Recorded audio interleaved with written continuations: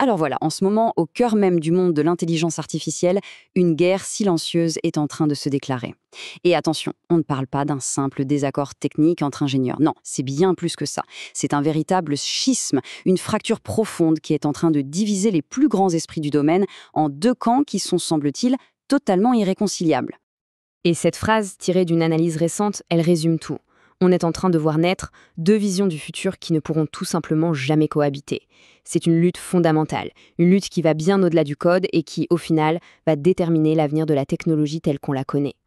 Pour vraiment piger ce qui se joue aujourd'hui, il faut faire un petit détour. Un détour par l'histoire. Parce que cette division, croyez-le ou non, elle trouve un écho assez dingue dans une rivalité très ancienne. Une rivalité qui éclaire parfaitement les enjeux actuels. D'un côté, imaginez les Gaulois. Leur force, elle ne venait pas d'une armée massive et organisée. Non, elle venait de leurs agilités, de leur capacité à se surprendre. Ils avaient une connaissance instinctive du monde réel, une compréhension du terrain que même nos machines les plus avancées peinent encore à saisir. Leur approche, c'était ça, organique, adaptative, presque vivante. Et face à eux, Rome, la puissance à l'état pur, incarnée par la structure, la discipline. Les Romains, eux, ils gagnaient grâce à l'organisation, à leur capacité quasi industrielle à faire la guerre, à tout transformer en une sorte d'équation à résoudre par la force brute, la puissance et la répétition. On se retrouve donc avec deux philosophies radicalement opposées. D'un côté, l'improvisation face à l'optimisation, l'adaptation face à la mise à l'échelle, l'agilité contre la répétition. Bref, deux visions du monde, deux stratégies que tout oppose, mais où chaque camp était absolument convaincu de détenir la clé de la victoire. Et cette vieille histoire, eh bien, elle se rejoue aujourd'hui, sous nos yeux. Cette confrontation ancienne, elle réapparaît, mais sur un champ de bataille complètement nouveau, celui de la technologie. Le parallèle est juste saisissant. Les légions romaines, parfaitement ordonnées, disciplinées, leur équivalent moderne, ce sont les grands modèles d'IA. Leurs milliards de paramètres, ces fameux réglages internes qui dictent leur comportement, sont alignés comme des soldats de silicium, prêts à conquérir par la force brute du calcul. Et de l'autre côté, eh bien, les tribus gauloises d'aujourd'hui, ce sont ces groupes de chercheurs. Et leurs armes, ce ne sont pas des boucliers ou des épées, non, ce sont des idées qui peuvent changer le monde. Ils proposent des architectures alternatives, ils cherchent une intelligence plus fine, plus rusée, plutôt que simplement plus grosse.